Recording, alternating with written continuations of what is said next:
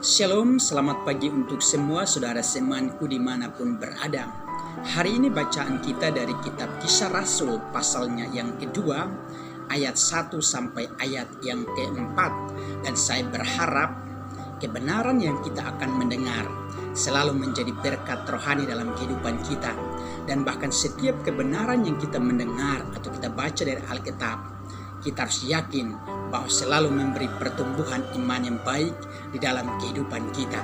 Dan bahkan setiap kebenaran yang kita mendengar atau kita baca dari Alkitab, kita harus benar-benar yakin bahwa kebenaran itu adalah dari suara Tuhan yang kita sembah di setiap hari. Dan kebenaran itulah yang akan terus memerdekakan hidup kita dari setiap kelemahan persoalan hidup kita, dan bahkan mampu untuk memberi solusi yang terbaik atas setiap persoalan dalam hidup kita.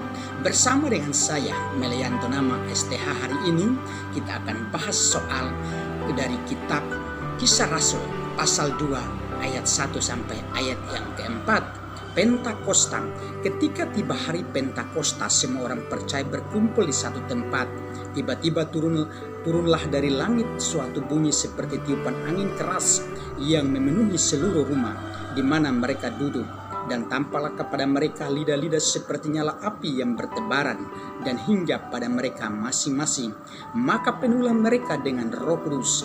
Lalu mereka mulai berkata-kata dalam bahasa-bahasa lain seperti yang diberikan oleh Roh itu kepada mereka untuk menyatakannya. Haleluya. Saudara yang kekasih, tema kita hari ini berbicara tentang 3 peristiwa ketika Roh Kudus turun. Dan ketika peristiwa Roh Kudus ini turun, seperti yang kita ketahui bahwa pertama kali terjadi setelah Tuhan Yesus naik ke surga. Dan bahkan pertama kali terjadi adalah di daerah Yerusalem, atau yang biasa disebut dengan istilah di atas loteng Yerusalem. Di sana ada berkumpul murid-murid daripada Tuhan Yesus, dan bahkan semua orang-orang percaya yang saat itu menjadi pengikut Tuhan Yesus maupun yang sudah bergabung bersama dengan para murid-murid Tuhan Yesus. Mereka berkumpul di sana, lalu tanpa disangka-sangka turunlah Roh Kudus seperti tiupan angin yang keras, lalu memenuhi kehidupan mereka sehingga mereka pun bisa mampu berkata-kata dengan bahasa yang lain seturut dengan apa yang diberikan oleh Roh itu kepada mereka. Jadi ingat saudara, kita sebagai orang yang telah percaya kepada Tuhan, apapun yang kita lakukan dalam hal ibadah untuk hubungan dengan Tuhan, maka kita melakukannya seturut dengan apa yang diajarkan oleh Roh Kudus melalui dalam hati kita dan pikiran kita, lalu keluar melalui tindakan perbuatan kita yang secara nyata. Jadi kita melakukan sesuatu itu adalah menurut program rencana kita. Tetapi kalau program rencana yang kita ingin lakukan untuk dicapai dan tidak sesuai dengan apa yang kehendak Tuhan, maka hasilnya adalah antara berhasil dan tidak. Nah, untuk itu ada 3 peristiwa yang terjadi saat ketika Roh Kudus turun, atau peristiwa Roh Kudus itu terjadi di loteng Yerusalem pada waktu-waktu yang lalu. Ada 3 hal yang saya akan sharekan dengan segala tujuannya supaya kita bisa dapat memahami dan mengenal akan 3 peristiwa itu dengan benar. Yang pertama menurut catatan saya adalah terjadinya penggenapan firman Tuhan, atau sesuai dengan apa yang dijanjikan oleh Tuhan. Yohanes pasal yang ke-14 ayat 1 sampai ayatnya yang ketiga.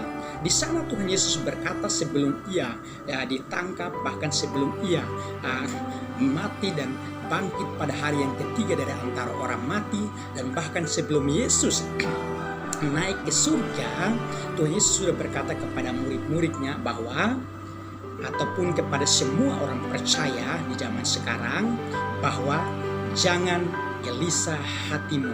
Di rumah Bapakku ada banyak tempat tinggal, dan aku pergi ke sana untuk menyediakan tempat bagimu. Ingat saudara, peristiwa yang pertama ketika Roh Kudus turun, maka yang terjadi adalah proyek, atau Tuhan Yesus pun mulai mengerjakan apa janjinya atau menggenapi janjinya sesuai apa yang tertulis dalam Yohanes pasal 14 ayat 1 sampai ketiga.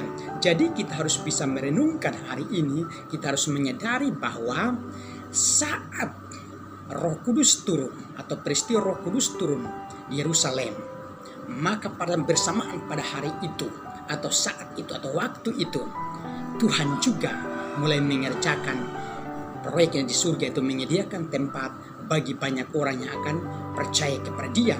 Jadi sampai hari ini, kalau Roh Kudus masih bekerja di dalam dunia ini, dan kita sudah melihat pekerjaan Roh Kudus akan terus berlangsung, dan bahkan sampai hari ini, jika Injil kebenaran yang ada tertulis di dalam Alkitab ini masih terus diberitakan oleh para misionaris, oleh para hamba-hamba Tuhan, oleh para penginjil, oleh para pendeta, atas dorongan kekuatan yang diberikan oleh Roh Kudus dan atas apa yang dikerjakan Roh Kudus dalam kehidupan setiap hamba-hambanya untuk terus memberitakan Injil, maka ingat, selama pekerjaan Roh Kudus masih terus berlangsung dan selama proses pemberitaan firman Tuhan masih terus berlaku dan masih banyak orang yang harus diselamatkan, maka selama itu juga proyek di surga yang disebut banyak tempat tinggal yang sudah disediakan untuk banyak orang itu,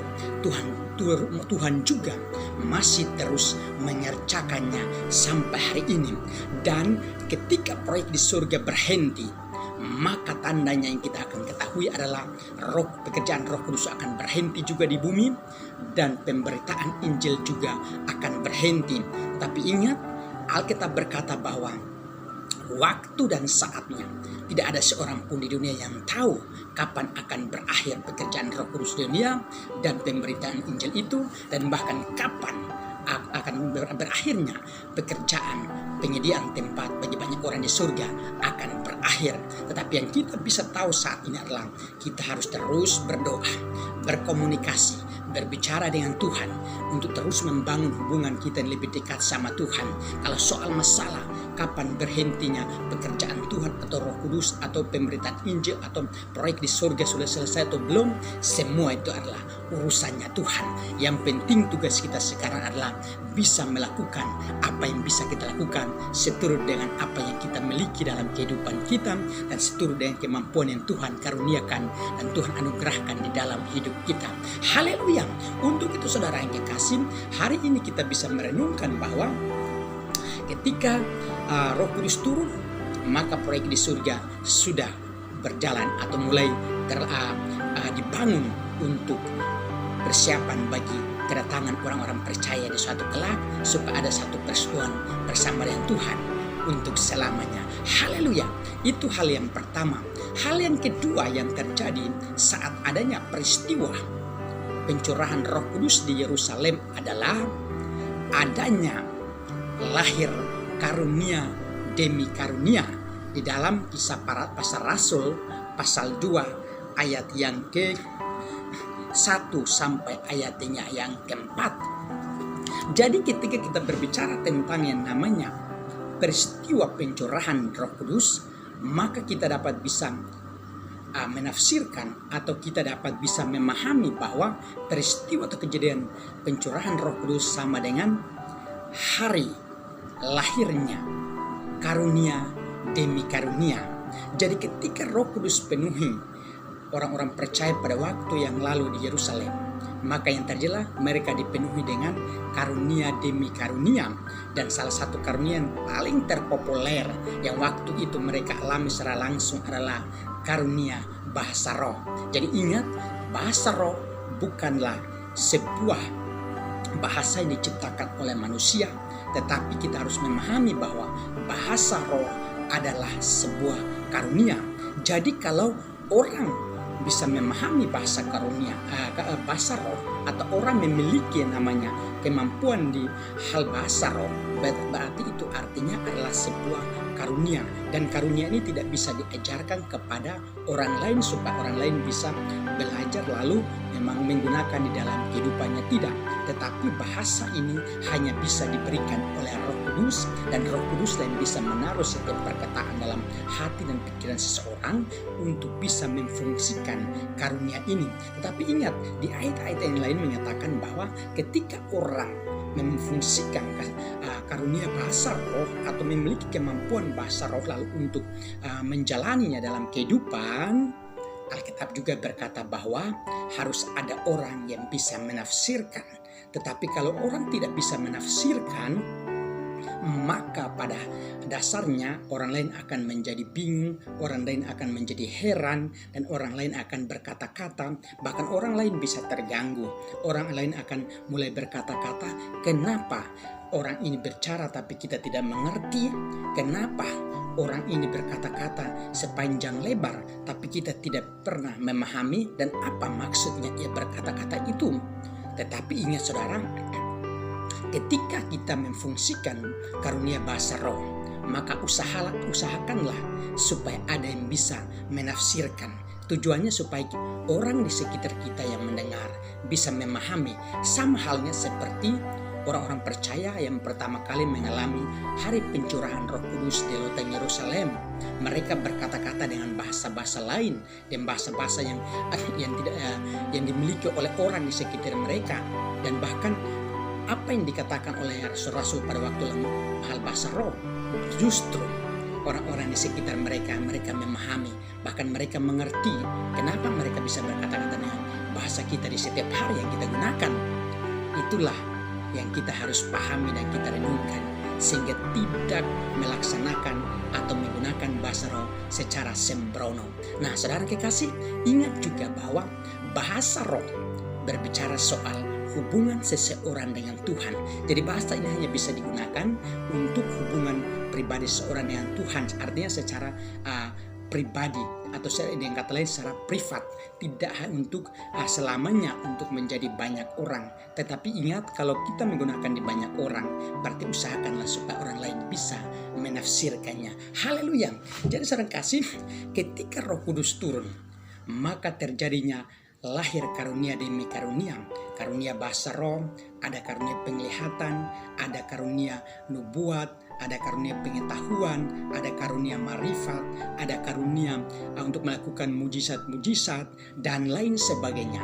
Dan bahkan hari ini kita bisa belajar bahwa Roh Kudus turun, dan ketika lahir karunia-karunia, maka karunia-karunia itu berbicara soal kemampuan demi kemampuan yang kita miliki dalam kehidupan kita.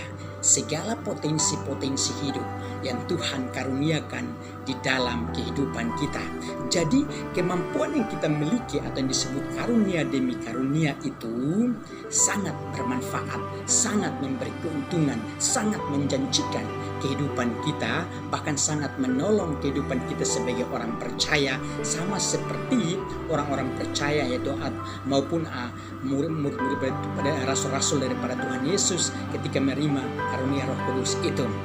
Mereka bisa bersaksi tentang nama Tuhan, mereka bisa mampu atau berani untuk memberitakan firman Tuhan, mereka juga mampu untuk mengadakan berbagai mujizat demi mujizat. Bahkan saudara yang kekasih, mereka berani melangkah untuk menyatakan bahwa Yesus adalah Tuhan dan Juru Selamat di tetangga, mulai dari Yerusalem, mulai dari Samaria, bahkan sampai kepada ujung-ujung bumi. Kenapa mereka bisa berani? Karena ada kemampuan yang dikaruniakan oleh Roh Kudus di dalam kehidupan mereka. Ingat saudara, hal memberitakan Injil ada banyak persoalan, ada banyak problematika. Hal memberitakan Injil tidak semua orang bisa, sekalipun setiap orang yang sudah percaya kepada Tuhan bisa membaca Alkitab, bisa mendengar kebenaran firman Tuhan, dan bisa menyatakan bahwa aku adalah miliknya Tuhan.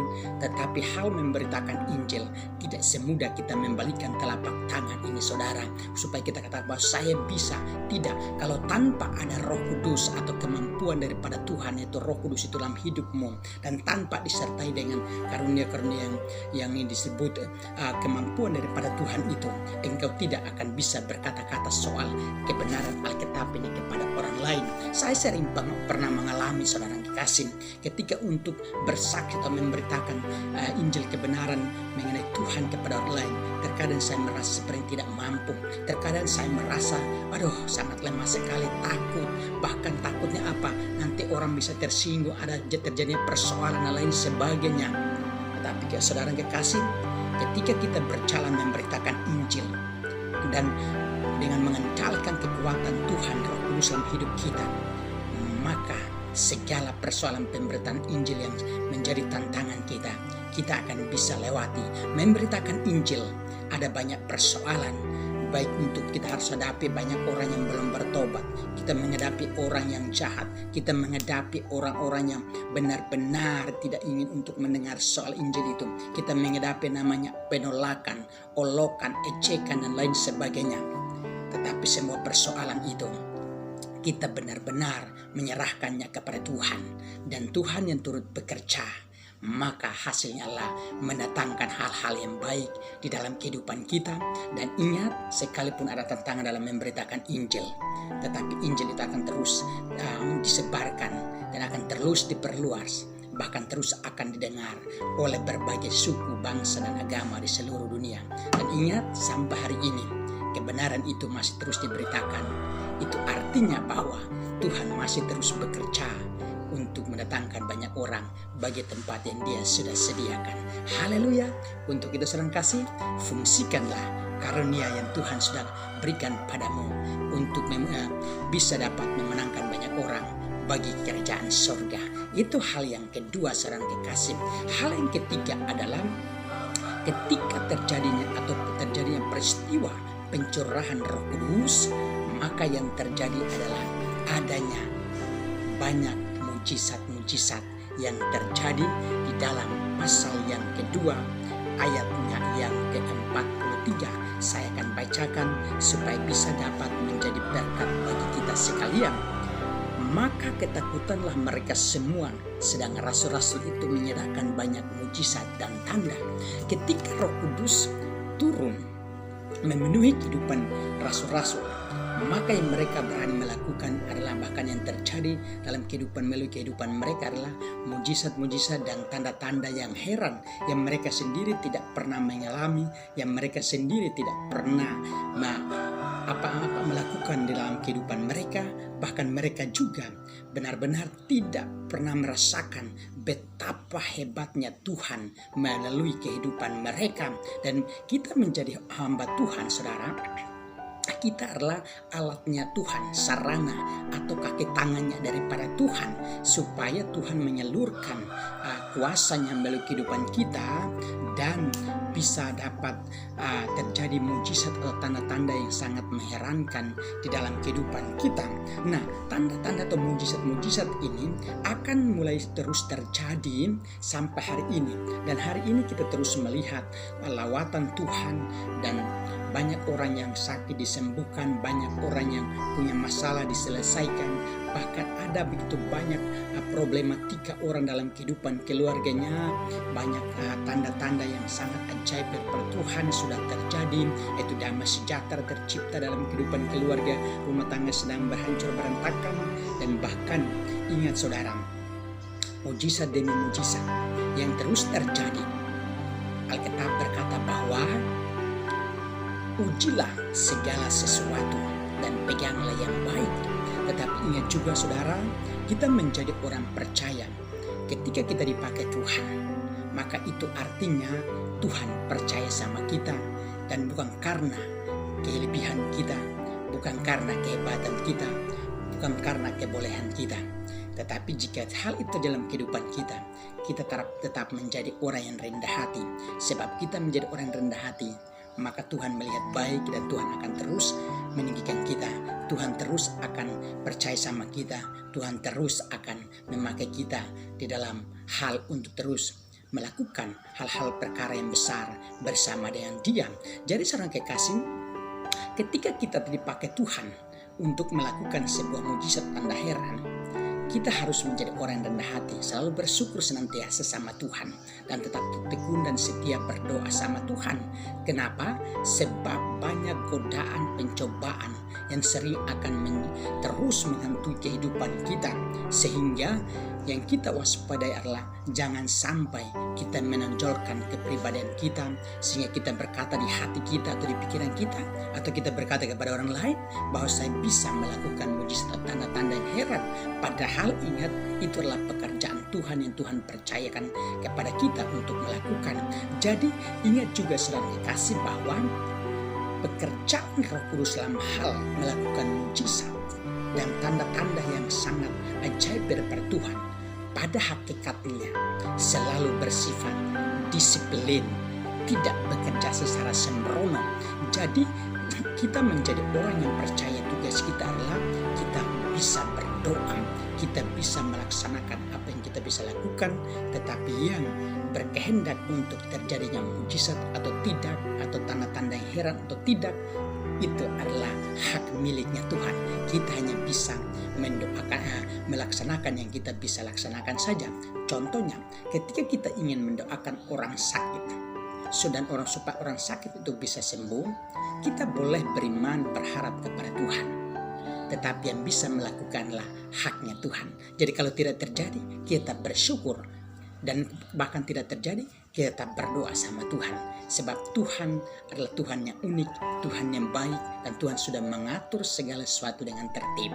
Jadi tidak hanya kita melakukan dengan secara yang tidak berkenan di hadapan Tuhan. Sebab ada banyak orang ketika dipakai Tuhan untuk melakukan berbagai mujizat, terkadang tidak menguasai diri, tidak hidupnya agak kurang tertib, sehingga menimbulkan adalah sebuah hal-hal yang sangat mengganggu kehidupan orang lain.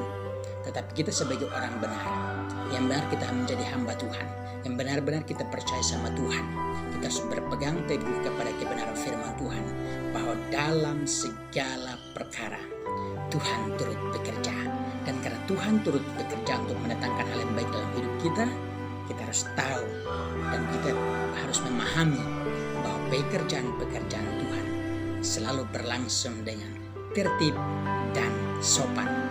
Tidak membuat orang lain terganggu, tetapi bahkan membuat orang lain terheran-heran, membuat orang lain hatinya benar-benar ingin mencari Tuhan yang selaku menjadi juru selamat untuk semua orang, dan membuat hati orang akan terus untuk datang beribadah, menyembah kepada Tuhan. Di dalam nama Yesus, kiranya kebenaran firman hari ini bisa dapat menjadi berkat dalam pertumbuhan iman rohani kita, dalam hubungan dengan Tuhan di setiap harinya. Haleluya. Amin.